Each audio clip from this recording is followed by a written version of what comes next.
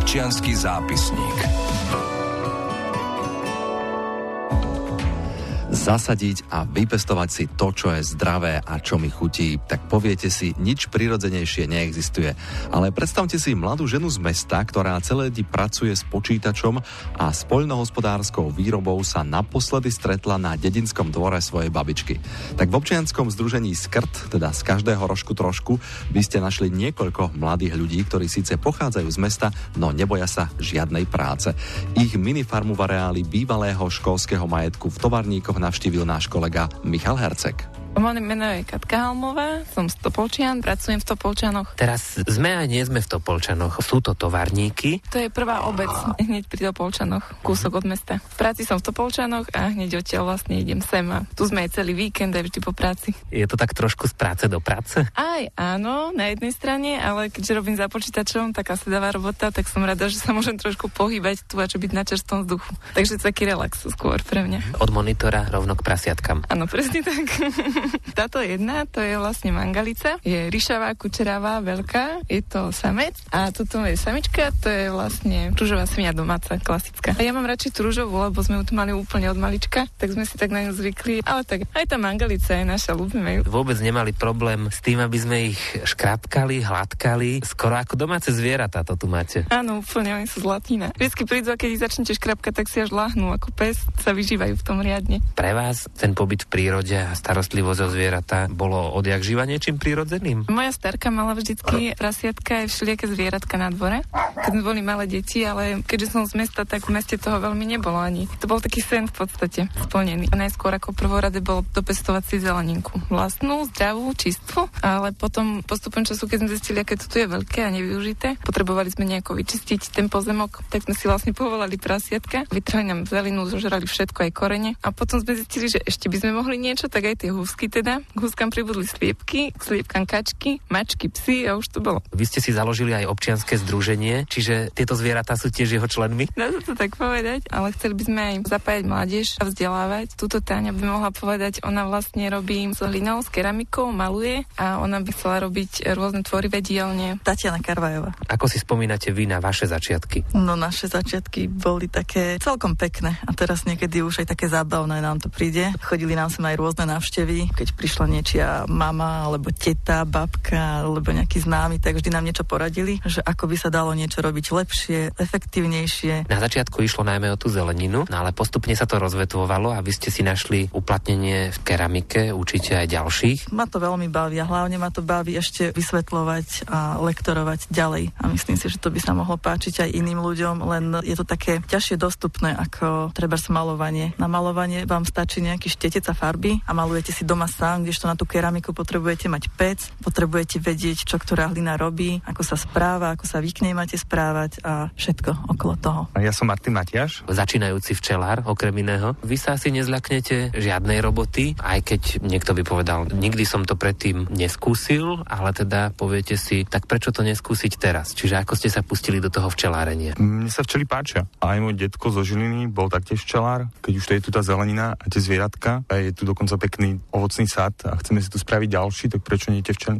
Je to také povzbudzujúce, lebo hovorí sa, že na Slovensku sa včelárom darí stále horšie, ale teda stále viac je zároveň tých, ktorí by sa to radi naučili. Nás na včelárskych kurz myslím, že chodí okolo 130, takže je dosť veľký záujem o včelárenie, ale určite je tam kopec takých ľudí, ktorým sa včelárenie páči, ale nikdy sa k nemu nedostanú. No ale vy ste teda rozhodnutí, že budete tu v bývalom areáli Strednej poľnohospodárskej školy aj včeláriť. No máme tu na to podmienky, takže určite by sme to chceli vyskúšať. Na čo všetko tu ešte máte podmienky? Okrem poľnohospodárstva je tu napríklad aj v celku veľká hospodárska budova, ktorá sa dá využiť napríklad aj ako malá dielňa. Pestujeme základ.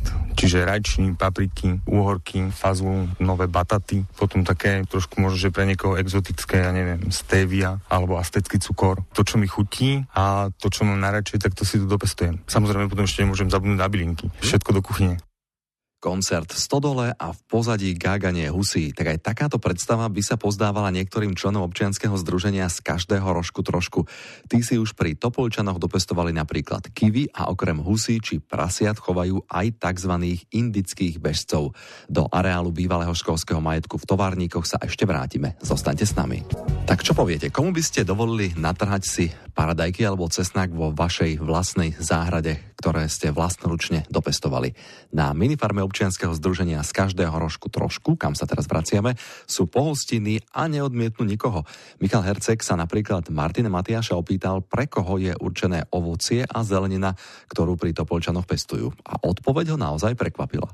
Je určená pre všetkých, ktorí majú záujem a prídu sem, a je už potom iba na nich, že či tu napríklad strávia nejaký čas, niečo nám pomôžu a tú zeleninku si tu odtiaľto samozrejme potom môžu zobrať, alebo keď chcú, môžu sa prejsť a keď budú chcieť, tak môžu prispieť na občianske združenie a tú zeleninku si od nás dajme tomu kúpiť. Je dosť takých ľudí, ktorí si prídu nielen natrhať, ale aj vám trošku pomôžu. Takýchto ľudí určite nikdy nebude dosť. Aktívnych členov občianskeho združenia je 5 plus 11. 16 je to stále jedno. Alebo potom nejaký známy, alebo potom aj ľudia z okolia. Názov vášho združenia je Z každého rožku trošku. To znamená, že z každého rožku toho poľnohospodárstva alebo aj úplne iných činností, ktoré s obrábaním pôdy nesúvisia. Určite aj iné činnosti. Tak ako som narážal na tú stodolu alebo na tú hospodárskú budovu, ktorá tu je, tak ja si myslím, že tam by sa určite dalo minimálne spraviť pekný priestor na kultúru. Tá hospodárska budova má asi 40 metrov a jedna tá stena je úplne celá pekná biela. Takže určite sa tam viem predstaviť minimálne výstavu nejakých obrazov alebo takýchto diel. A keďže je to taký veľký priestor, tak môže, že aj nejaké hudobné vyžitie. Napríklad koncerty v stodole. Za prítomnosti gagajúcich husí. Ale je tu napríklad aj priestor, ja neviem, yoga. Ja si myslím, že nejaké rané cvičenie pri zvieratkách a takto ako nám tu škrapkajú tie prasiatka by taktiež nebolo zle. Máte čas len tak sa niekedy na tie zvieratá pozerať a čerpať z toho nejaký pokoj? Hlavne na jar. Teraz vlastne je to obdobie, keď aj nám začínajú také tie kvázi starosti a radosti, keď sa to liahne celé, keď vážne vidíte, ako z toho vajíčka sa dajme tomu vyklube tá sliepočka, alebo dokonca sme priamo zažili, ako sa nám tu narodili prasiatka, vtedy sa určite dokážete pozerať aj dlhé minúty, aj hodiny. Kúsok sme sa posunuli s Katkou Halmovou, sme teraz pri husiach. Toto sú tie najhlučnejšie naše husky labutie, tie robia najväčší krik na celom dvore. A teda ešte okrem perličiek. Vždy, keď sa otvorí brána, tak začnú strašný krik robiť. Okrem husí labutích s dlhým krkom máte aj tzv. Husy tulúzske. Tie sú také riadne mohutné, sú väčšie ako tie ostatné, majú taký obrovský hrvol, sú veľké a ťažké. Niektoré druhy boli vyšľachtené na mäso, niektoré na pečienku a tak. Ale tak my to máme skôr také pestré kvôli tomu, aby to bolo aj na pohľad, že každá je iná. Vždy máme vytvorený taký chovný pár, každý má svoju ohrádku, svoj domček, tak je to také pestré. My sme si práve pohľadkali, pochytali jedného indického bežca. Je to taký zvláštny tvár, ako taká guľa s dlhým krkom. Na čo sú tí indickí bežci? Pre nás záhradkárov je to veľmi dobrý pomocník, lebo on papá všetky slimáky. Takže do záhradky hlavne kvôli slimákom a hmyzu, lebo oni sú vlastne takí, že skôr sa zamerajú na takéto živé a nechajú tak, dajme tomu, nejakú tú redkvičku alebo nejaký šalatík. Po ceste sme prechádzali takým doslova vypaseným pozemkom, kde sme sa zabárali do hliny, ale už len do hliny, už do žiadnych rastlín. V tom vám pomohli prasiatka. Potom tam boli také barely, kde ste si to tiež celkom dobre zjednodušili. Po roku sme zistili, že miniame strašne veľa peniazí napríklad na elektrinu, a tak sme rozmýšľali, že ako to zredukovať celé, pretože tu vždy musí ísť nejaké čerpadlo, aj keď sa polieva a tak ďalej. Tak sme rozmýšľali, že by sme mohli zachytávať dažďovú vodu. A najskôr sme to zachytávali do všelijakých sudov a neviem kde. Nakoniec sme teda došli k tým barelom a už pekne z Rín